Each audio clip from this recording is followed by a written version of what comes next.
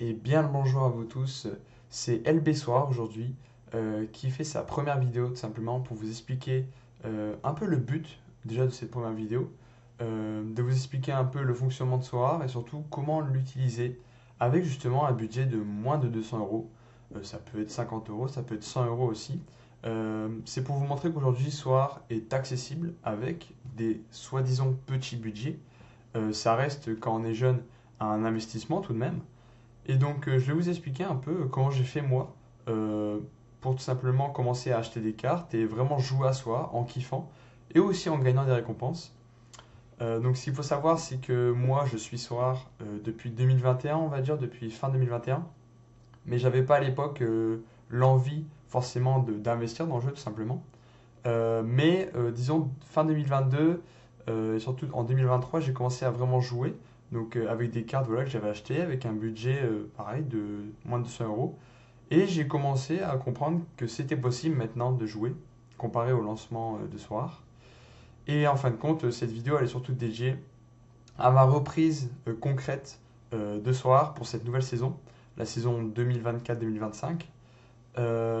Et voilà, donc tout ce que j'entreprends et tout ce que je prévois de faire, pareil dans cette optique de budget limité, de budget de moins de 200 euros, des investissements que vous pourrez peut-être refaire plus tard si vous avez aussi, si vous avez, pardon, aussi envie de vous lancer avec ce genre de budget. Donc là, on est sur Sora, voilà, on est sur mon compte. Je vais vous montrer d'abord le suivi que j'ai fait sur un drive, tout simplement. Je trouve toujours ça super important de tout mettre sur un drive ou sur un document annexe. Les joueurs que vous avez, pas forcément le prix, l'évolution des prix, etc. Parce que ça, avec Solar Data, vous pouvez suivre en continu les informations telles quelles. Mais voilà, vous faire peut-être un petit suivi, par exemple sur voilà, Google Sheet, comme je le fais, des joueurs qu'on a par championnat, ceux qu'on peut aligner, et mettre des couleurs un peu comme je l'ai fait, pour savoir les joueurs qui jouent, les remplaçants, et l'évolution un peu de tout ça. Donc, comme vous pouvez le voir, cette saison, j'ai voulu vraiment me centrer sur des championnats que je connaissais vraiment bien. L'an passé, j'ai acheté des joueurs qui jouaient au Japon, en Chine, etc. Donc des joueurs difficiles à suivre en termes de médias, etc. Savoir les informations, s'ils sont blessés, s'ils partent en transfert ou non. Donc j'ai tout vendu ce genre de joueurs et j'ai réinvesti dans des joueurs vraiment qui jouaient notamment en France, en Ligue 1 ici, mais aussi en Ligue 2 et avec quelques joueurs, vraiment très peu de joueurs qui jouent à l'étranger. Donc ce qu'il faut savoir, c'est que j'ai investi tout d'abord, je vais commencer par là, par une équipe off-season en champion. Alors, c'est-à-dire que j'avais déjà un petit stack de l'Auxerre, l'AGA d'Auxerre, qui joue en Ligue 2 à l'époque. Et en fait, ce stack, je l'ai gardé parce que même s'ils arrivent en Ligue 1 et qui ont peut-être moins de chances de faire les bonnes stats qu'ils faisaient à l'époque, je l'ai mis, ce stack, pour la première journée de Ligue 1. Ils ont gagné 2-1 contre Nice et ils ont fait un superbe scoring. Je pense à par exemple Léon qui a fait une passe D, Joly qui a fait un 100. Enfin voilà, Ravelatson aussi, super scoring. Et j'ai eu une très bonne récompense grâce à cela. Je vous montrerai peut-être plus tard ou dans une autre vidéo. Et donc j'ai gardé ce stack.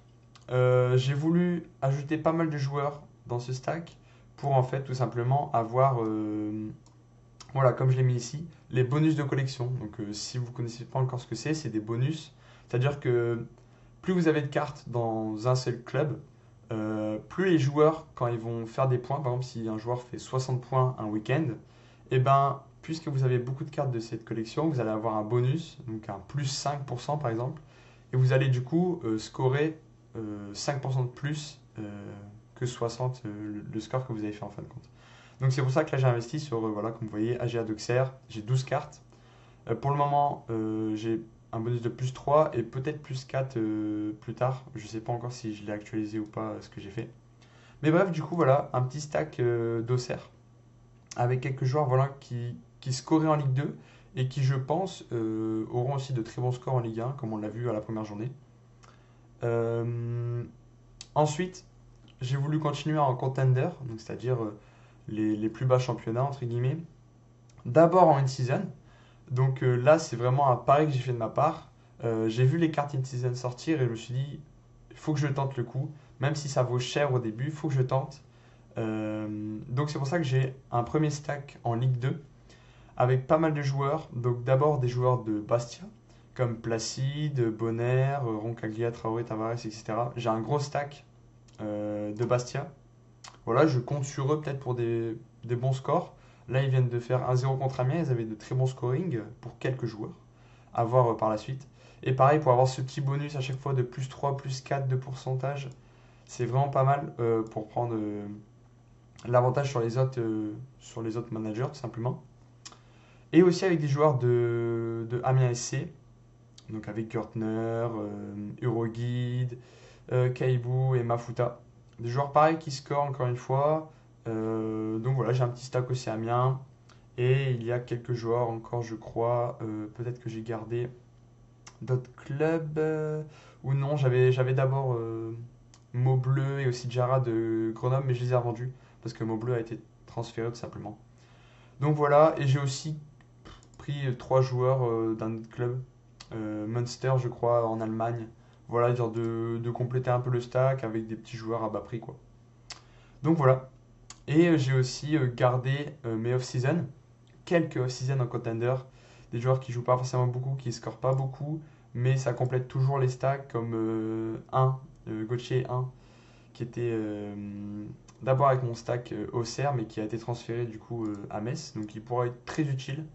Et Vicente aussi, un joueur qui score énormément en contender. Donc voilà, deux petites équipes qui peuvent être faites en in-season, en contender. Et enfin, le dernier stack dans lequel j'ai investi, ce qu'il faut savoir, c'est que voilà, la semaine dernière, j'ai eu de très bonnes récompenses. J'ai eu quasiment 50 euros de récompenses avec seulement deux équipes et une carte craftée. Et donc j'ai pu investir, je ne savais pas comment m'y prendre, mais je me suis dit j'allais aller dans ce stack RCL en Ligue 1. Parce que ce qu'il faut savoir, c'est que je suis énormément le club, simplement, bah, je suis abonné au stade, etc. Et donc quand j'ai su que Soir avait mis les cartes en vente de Lens, je me suis dit il faut que je les achète, sachant que voilà, du coup je peux suivre vraiment activement l'évolution des joueurs, leurs blessures, etc. Donc je suis vraiment attentif là-dessus. Et donc j'ai commencé à acheter quelques joueurs. Donc Grady notamment, titulaire indiscutable, en défense qui score pas mal. Là Aguilar il est entre parenthèses parce que c'est une carte off-season de lui que j'ai. Mais voilà, il rentre dans ce stack RCL. El Ainaoui, Fulgini Diouf, trois milieux qui pareil tournent beaucoup en ce début de saison. El Ainaoui qui va revenir de blessure et qui score vraiment pas mal. Et Sotoka aussi en attaque. C'est le joueur, je crois, qui a le plus bon scoring en moyenne à Lens. Donc voilà un petit début de stack avec voilà, des évolutions qui peuvent être faites en achetant notamment le Gardia Samba, Aguilar en season, Thomasson aussi au milieu, Saïd Enzola, et il y a plusieurs joueurs comme Zarouri ou Satriano qui viennent d'arriver. Donc voir si leurs cartes sortent et peut-être les acheter aussi. Donc voilà, ça donne 4 équipes comme ça, avec d'abord une équipe peut-être en champion off plus au Serroise, deux contenders in season, donc ça peut bouger, ça dépend de qui je mets en in et qui je mets en in 2. Ça dépend des match-up aussi des deux équipes. Et voilà une champion in avec un Bowman que j'ai acheté en gardien et voilà à compléter ensuite avec les joueurs de lance. Donc ce qu'il faut comprendre, voilà je vous montre maintenant ma galerie. Aujourd'hui elle vaut 174 euros. Mais voilà, il y a 2 jours, elle valait 200 euros. C'est juste que cette semaine, ça n'a pas très bien scoré pour moi. Mais donc, comme je vous l'ai dit, j'ai gagné semaine dernière. Voilà, Baino Jitens, je ne sais pas si ça se prononce comme ça, mais j'ai fait une 72e place en Champion Classic Season. Ce qui m'a rapporté voilà, de, de de très bonnes récompenses. Pardon. Euh, et donc voilà, donc là, si on va dans mon roster price, on voit un peu ce que j'ai. Donc le Bowman, le Vicente, voilà, Léon à Auxerre, et voilà ce stack Karting Season de Lens, mais aussi Damien, de Bastia, etc. Donc vous voyez un peu les joueurs que j'ai. Donc voilà, j'ai quelques joueurs qui valent voilà, entre 15 et 20 euros, mais après ça descend vite. On est plus aux alentours de voilà, 4-5 euros, même 3 euros. Donc je sais qu'il y a des joueurs qui jouent pas forcément, mais voilà, c'est pour faire ce turning et avoir ce bonus de collection qui est pour moi très important. Donc voilà, avec Bastia, j'ai déjà 13 cartes. Auxerre, j'en ai 12. Amiens 4. Lens 5. Donc voilà, ça va évoluer encore une fois. Donc cette semaine, je vais vous montrer que j'ai pas très bien scoré. Lens a gagné 2-0, mais mes joueurs n'ont pas forcément. Fulgini, par exemple, a commencé sur le banc. Pareil, Auxerre a perdu 2-0 contre Nantes. Donc même s'il y a des bons scores, c'est compliqué. Donc voilà, cette semaine, je pense que ça sera sans récompense. Même en contender, voilà.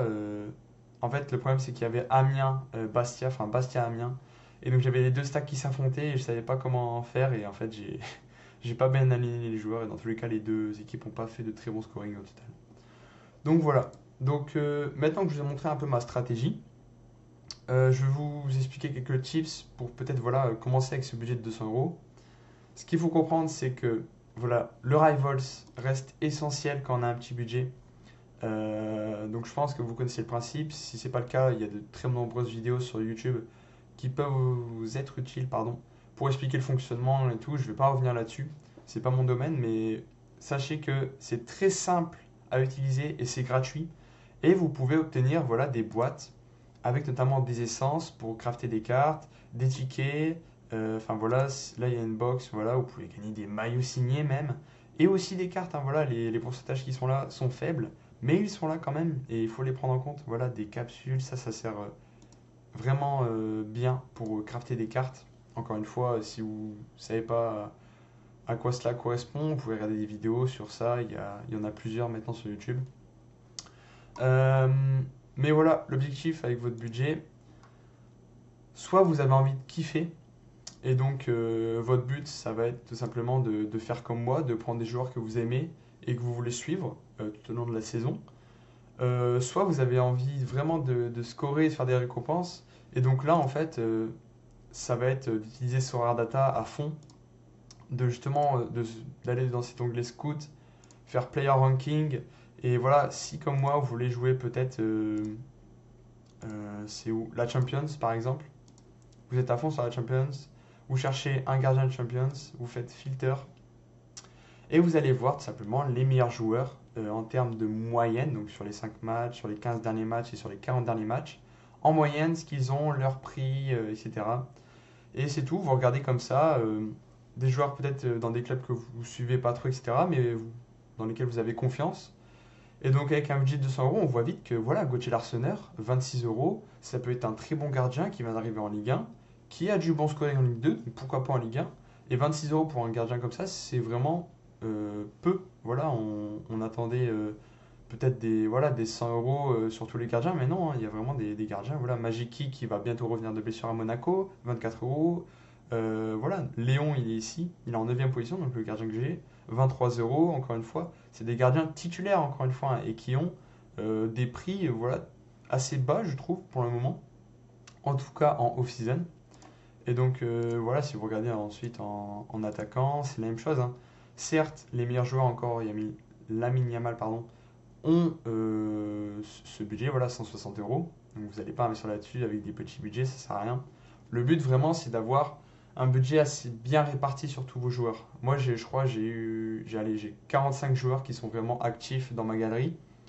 Donc ça me fait une moyenne, voilà, assez basse par joueur en termes de prix. Il ne faut pas partir sur, je sais pas, 10 joueurs avec un budget de 200 euros, avec que des joueurs à 20 euros du coup. Sans savoir voilà, les blessures, etc. Il faut avoir du banc, on va dire, et avec 200 euros, pas investir sur une seule équipe, mais voilà, privilégier comme moi plusieurs compétitions peut-être, et faire voilà, peut-être trois quatre équipes. Je pense qu'avec un budget de 200 euros, ça se fait vraiment. 4 équipes, oui, je pense que oui, et des équipes vraiment très compétitives. Donc voilà, vous regardez, mais il y a des très bons joueurs. Voilà, Iago Aspas, Celta Vigo, 60 en moyenne, ça vaut 16 euros. Vous voyez, et pareil, il y a des joueurs qui jouent aussi championnat d'Europe.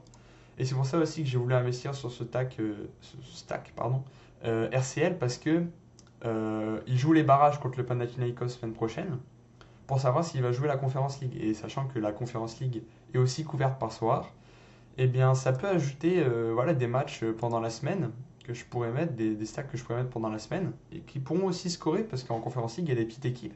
Et Lens peut faire de très bons matchs, je pense, en Conference League s'ils sont qualifiés. Donc voilà, c'est toujours des choses à prévoir. Mais sachez que voilà, utilisez cet onglet Scout vraiment si vous voulez trouver les meilleurs joueurs au plus bas prix, etc.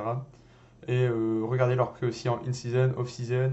Voyez ce que ça vaut.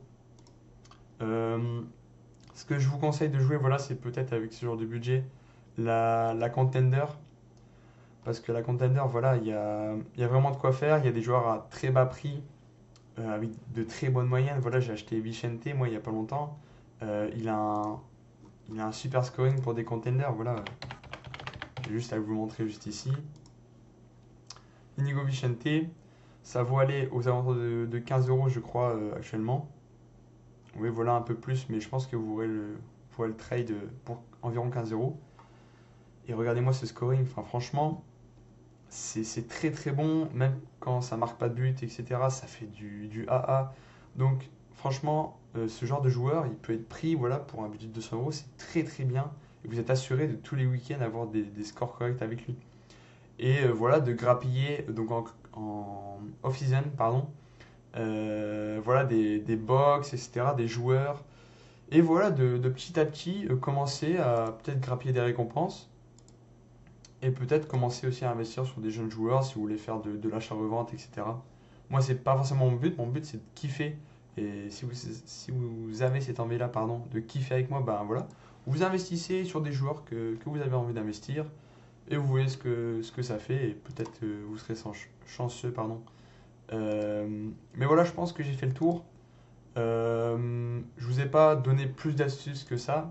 Je vous laisse, voilà, si vous voulez interagir avec moi, me poser des questions ou aussi, voilà, me dire ce que vous pensez de ma stratégie. Je vais faire plusieurs vidéos comme ça, un peu sur des récompenses, sur des investissements, sur des joueurs pas chers à acheter peut-être pour certains championnats, pour vous aider, voilà, pour avoir une visibilité sur ce soir sur YouTube et essayer voilà, d'accompagner les gens comme moi qui ont des petits budgets et qui ont envie quand même de grappiller des récompenses parfois.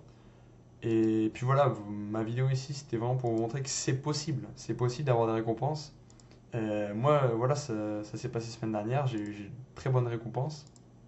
Alors que j'avais un budget de 150 euros, voilà, semaine dernière, quoi. Donc voilà, faut vraiment comprendre que c'est possible. Et puis voilà, juste kiffer le jeu en soi. Euh, et puis voilà. Sur ce, je vous laisse là-dessus. Et puis je vous dis certainement à une prochaine vidéo.